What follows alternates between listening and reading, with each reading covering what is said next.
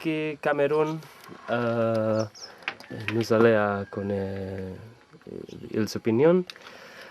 Ok, avant de l'entrevue, c'est possible que tu dises ton nom, qu'est-ce que tu fais et aussi ton âge. Oui, moi, je réponds au nom de Koji. Koji veut dire cinquième garçon chez les Kapsiki. Et les gens, d'autres, surtout les Occidentaux ou les gens qui viennent ici à Romseki m'appellent Don Quichotte. Et ça c'est par rapport à ce que j'ai fait dans ma vie. Et j'ai 40 ans. Au début, ce que je faisais, c'était des théâtres. J'ai fait des théâtres de rue. J'ai fait une pièce de théâtre qui s'appelait La fatigue de la femme africaine. C'est-à-dire que c'est par rapport à l'âne qui devrait porter les bagages sur le dos, qui devrait travailler dans les champs. Tout le temps, on les tapait avec les bâtons. Moi, je disais que c'est à peu près la vie de la femme africaine. Le matin, qui devrait se lever pour chercher de l'eau, pour balayer, pour faire la cuisine, pour garder les enfants, pour travailler au champ, pour rentrer avec le fagot de bois sur la tête et pour cuisiner encore. Alors, et que dans la ville ou dehors, les gens veulent dire où va la démocratie. J'ai dit, comment ce mot de démocratie peut exister si dans ta propre famille, rien n'est changé? Je dis toujours que la démocratie est le vocabulaire qui n'a pas une place dans le dictionnaire. Je ne sais pas pourquoi les Blancs ont mis ça là-bas. Ok, bon. Ok, la première question c'est quel tu penses que c'est le plus grand problème du monde? Oui, je pense que le problème du monde à l'heure actuelle, nous sommes dans la guerre du goût. La guerre du goût, ça veut dire quoi? C'est que c'est chacun qui aimerait être écouté, qui aimerait être puissant. Ça, c'est un problème de l'individu. Chaque individu a envie qu'on puisse dire que ce sont les meilleurs. Donc là, maintenant, que ce soit en Asie, que ce soit en Amérique, que ce soit en Europe, que ce soit en Afrique, j'ai dit ça, c'est l'idéologie humaine. C'est un problème humain qui est là, c'est dominer l'autre personne. C'est ça le problème du monde. Et vient toujours la religion. Vient toujours la religion. Parce que quand on fait regarder toutes les guerres avec le fait que nous sommes intelligents, pourquoi on doit se tuer? Pourquoi on doit faire de la guerre? Mais toujours, il y a la religion qui est derrière. Les gens trouvent la religion comme un bouclier pour faire du mal à la nature. Et quelque part, même moi, je ne suis même pas d'accord avec le fait de la religion, qu'on dit que si tu tues une personne, c'est un péché. Et une personne qui tue 1000 personnes, il a combien de péchés? C'est de la merde. Il faut que les gens essayent quand même de regarder déjà. Ce n'est pas la question de Dieu. Peut-être que si Dieu existe, lui, il est fatigué ou il dort. C'est ça peut-être. Mais sinon, dans un pays, on doit dévaster des milliers de personnes. Et on dit que vraiment, il y aura le jour du jugement. Mais vraiment, il faut que les gens arrêtent. Avec la religion, il faut qu'ils arrêtent de faire baisser la tête aux gens. À tout moment, les gens veulent baisser la tête, au lieu de lever la tête. C'est ça. Et quelle est la solution à ce problème de la religion et de la guerre? C'est ça. La solution du problème de la religion et de la guerre, moi je me dis que c'est d'écouter tout un chacun. C'est-à-dire que c'est de donner la chance à tout un chacun d'apporter ce que j'appelle de l'aide. Ce n'est pas les grands religieux. Ce n'est pas les gens qui vont être en masse, dire qu'on va prier pour ça qui va changer. Non, non, non, non. Par contre, ceux qui sont en masse, ils ont des idées même bornées. C'est des gens que c'est comme ça. Or, il y a des gens qui ne partent pas ni à la mosquée, ni les dimanches pour les dieux, mais qui font du bon travail. Il faut respecter la nature. Il faut que les gens comprennent qu'il faut respecter la nature. Et la religion, c'est la nature. C'est le temps qu'on a. C'est ce qu'on vit. C'est ce qu'on a autour de nous. Alors pourquoi ne pas respecter ça? Il faut laisser les choses au temps. Et la solution, comme vous me dites, c'est le temps. C'est que l'homme est très, très, très, très pressé. Tellement que les gens veulent faire des choses très rapides, très rapides, très rapides. Et c'est par rapport même à l'Afrique. Quand les gens disent que l'Afrique est le pays du tiers-monde, que la pauvreté, il y en a en Afrique, que l'Afrique est encore derrière. Moi, je dis l'Afrique est derrière par rapport à quoi? L'Afrique est pauvre par rapport à quoi? Mais il faut que les gens cessent de penser que la vie qui est en Europe, c'est ce qui est le meilleur et ce qui est en Afrique, c'est pas ce qui est bon. Non! Il faut que les gens comprennent que nous sommes différents. Et qu'on on a nos habitudes, on a nos mœurs, on a nos cultures qui est différent de votre. Mais ce n'est pas pour dire que pour vous c'est meilleur. Non, c'est pas meilleur.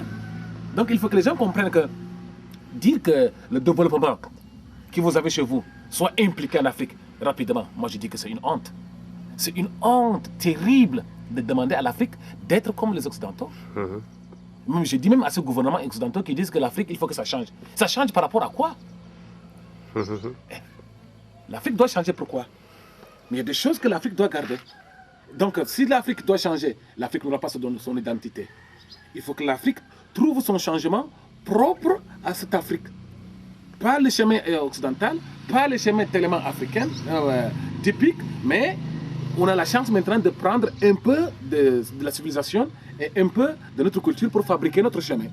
Moi, je me dis que c'est ça le chemin de l'Afrique. Ok, c'est bon. Et avec la même question de la religion et la guerre, qu'est-ce que tu peux faire pour la solution, tu personnellement? Oui, personnellement, d'abord pour moi, ce que je peux faire contre la guerre, c'est de dire ce mot, la violence n'est pas bon. Si on me frappe, je ne serai pas content. Pourquoi je frappe sur une autre personne? C'est très très simple de comprendre. Que si toi tu n'aimes pas un mal, pourquoi tu aimerais ce mal pour une autre personne? Oui. Ok, bon. C'est d'apprendre aux gens la paix. C'est d'amener... La paix, ça existe même. C'est déjà là. Ok, bon. Le second groupe de questions, c'est avec sur Cameroun. En Cameroun, quel tu penses que c'est le plus grand problème? Bon, dans le Cameroun, je ne pense pas que c'est le problème de grands problèmes, mais on vit dans un pays où on est borné. C'est-à-dire on a un président qui vit un quart de siècle. Vraiment, ça c'est une alternative incroyable. C'est-à-dire que je ne sais pas comment expliquer ça. C'est bien que c'est comme si on est vacciné pour être dans cette idéologie, quoi. Et parlant même des problèmes du Cameroun, c'est que ce sont nous-mêmes les Camerounais qui trouvons qu'on est content d'être dans la merde. On ne veut même pas changer. Parce que ça arrange tout le monde, que c'est toujours le même gouvernement qui est là, c'est chacun qui peut prendre, et il n'est pas tellement poursuivi. C'est un peu le désordre, et on est content dedans. Je ne pense pas que c'est le problème d'une personne au Cameroun. C'est la couche maintenant. C'est même plus même le président qui est merdique. C'est la couche de la société qui s'est fabriqué une place qui ne veut plus bouger. C'est ça. Le véritable problème du Cameroun, c'est ça. C'est que même pour pénétrer dans le gouvernement, il te faut automatiquement une personne dans le gouvernement. Donc maintenant, ce que je dis, c'est un peu le cercle. Ceux qui sont déjà là-bas, c'est leur famille qui est toujours autour. Donc pour le changement du Cameroun, c'est qui? Et c'est ça le problème du Cameroun. La solution, quelle est la solution? Ça c'est vrai, la solution, c'est toujours avec la jeunesse et l'éducation. C'est de donner la chance aux gens. C'est de donner la chance d'être éduqués. Et je trouve alarmant que les gens ne comprennent pas le mais éduquer. C'est-à-dire que c'est ça le problème maintenant au Cameroun. C'est que c'est très facile de dire l'école est gratuite. On le dit comme ça. C'est joli d'entendre, mais c'est pas vrai. Je trouve que ça c'est alarmant. Dire que l'école est gratuite et on va dans une salle de classe qui est construite à 2-3 millions, mais il n'y a même pas de craie, il n'y a même pas d'instituteur, il n'y a même pas de livres, il n'y a même pas de cahiers. Et il est beaucoup préférable que les gens payent le maximum, mais trouver une éducation. Une année, un élève qui va passer 12 mois à l'école et qui n'a rien écrit. Mais moi je dis qu'on encourage le sous-développement, la sous-scolarisation. C'est le fait parce que l'école est gratuite. Parce que si l'école était payante, les gens auront même l'idée de valoriser l'école, même pour un parent. On lui dit l'école est gratuite. Lui, son problème n'existe pas pour acheter un truc à son enfant. Il dit que l'école est gratuite. Pourquoi on doit les déranger? Moi, je trouve que c'est méchant de dire que c'est gratuit. Parce que ça, c'est un bonbon amer. Même si c'est qui, on te donne tout gratuit. Tu ne peux même pas vraiment faire quelque chose de ça. C'est le bonbon amer. On apprend aux gens pour être comme des oiseaux. Ouvrir la bouche. Ah. Pour toujours mettre dedans. Ah mais mon Dieu. Mais non. Quel est le goût pour cet enfant d'aller à l'école si l'école est gratuite? Il faut qu'il comprenne. Il faut que l'enfant travaille. D'accord, les Occidentaux disent que les enfants ne travaillent pas. Mais je trouve ça c'est bête de penser que les enfants ne doivent pas participer. Il faut que les enfants participent à l'aide de la famille. Il faut que les enfants participent à apprendre le travail champêtre. Parce que même après l'éducation, cet enfant peut rentrer dans les villages. Automatiquement, avoir été à l'école ne veut pas dire qu'il faut travailler. Mais si l'enfant, pendant les vacances, travaille avec les papas dans les champs, apprend comment les gens font la maison, apprends comment les gens bergent. Mais j'ai dit, c'est ça. Mais il y a une loi qui sort maintenant qui dit que les enfants ne doivent pas travailler. Mais qu'est-ce que ça veut dire? Chez vous, c'est arrangé parce qu'il y a l'argent un peu à la poste, et parce qu'il y a l'argent à la banque, le gouvernement paye. Mais ici, tu as 60 ans, qui va s'en occuper de toi si tu n'as pas d'enfants? Et tu es fini. Il te faut automatiquement les enfants. Les enfants ici, c'est la retraite. Les enfants, c'est l'avenir. Les enfants, c'est notre banque. C'est notre poste. C'est ça l'enfant en Afrique. Dire qu'en Afrique, il y a trop d'enfants, moi je trouve que vraiment les Occidentaux ont la tête en l'envers. D'accord, vous ne mettez pas les enfants au monde, mais vous avez vos problèmes là-bas. Mais il y a assez d'espace. L'Afrique a besoin d'enfants. L'Afrique est petite et en plus elle est jeune. Et c'est ces enfants qui vont être l'avenir de l'Afrique. Et tu personnellement,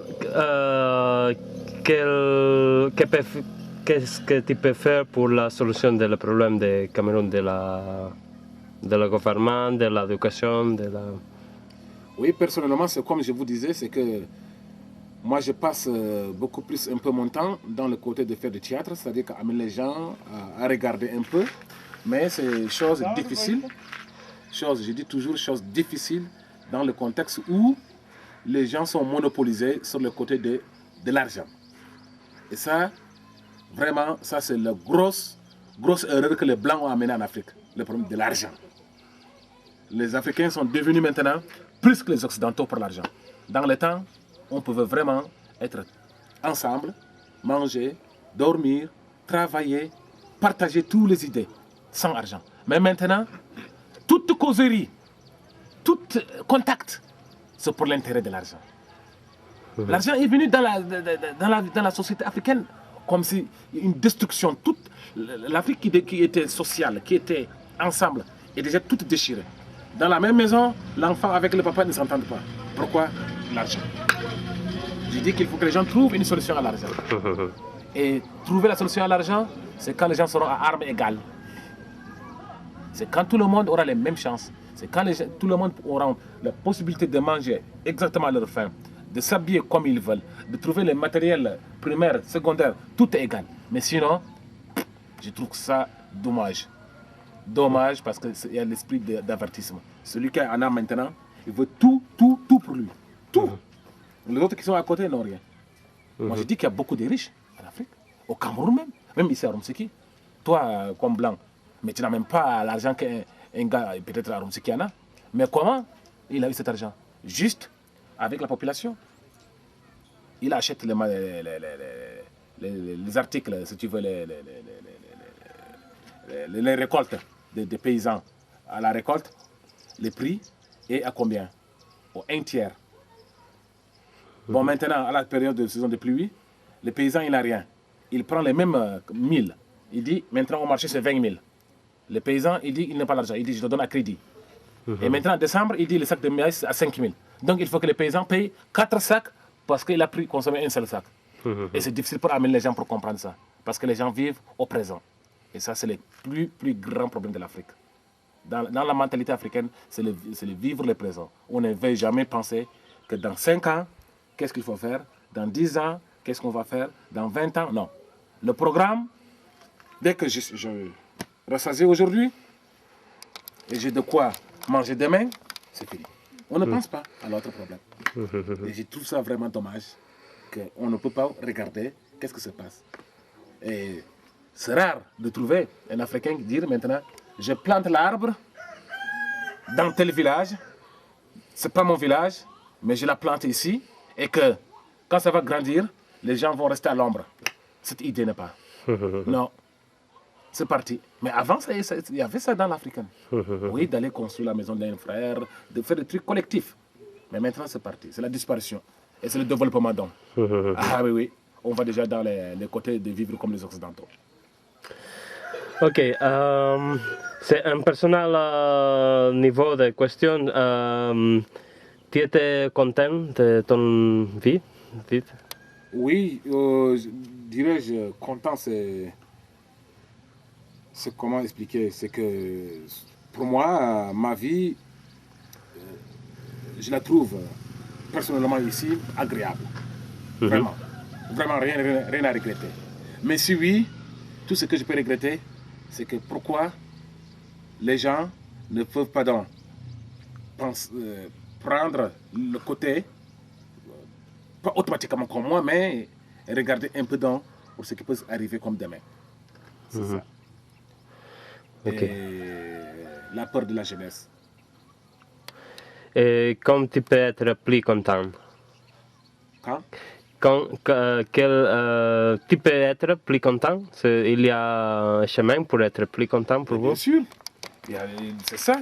C'est quand je peux être très content quand il y aura l'égalité des chances, comme je dis. Quand il y aura l'organisation, quand il y aura la chance aux enfants d'aller à l'école. Quand ma famille, pas seulement ma famille, mais quand tout le monde est à l'aise et qu'on a de quoi bien vivre, que tout ce qu'on produit est payé à juste valeur, je serai content. Et qu'il y a la santé, bien sûr. C'est ça. Et le final, l'ultime question, c'est quel est le clair de bonheur pour vous? Oui, bonheur.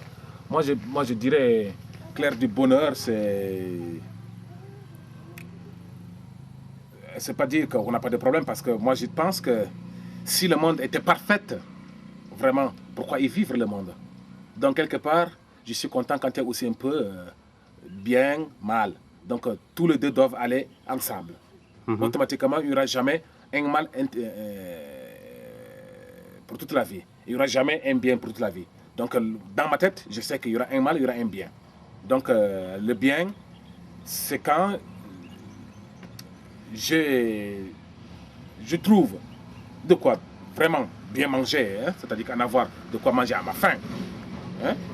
Pouvoir éduquer mes enfants, pouvoir être ensemble avec ma femme, pouvoir survivre à mes besoins sanitaires, hein? Au niveau de santé aussi. Moi, je crois que je serais heureux. C'est pas en avoir les paraboliques, en avoir les 4x4, non. Mais si vraiment j'ai ce minimum, ça c'est le bonheur. Okay. Et en plus, il y a de bonheur à Roussiki. Oui, avec le calme, avec les paysages qu'on a, la température, avec l'air pur. Ça, c'est chez vous, vous n'avez pas ça. Ça, c'est aussi une chose que les gens doivent valoriser. C'est qu'on a de l'air pur, oui, et le climat est beau. Ok, merci beaucoup. Bienvenue.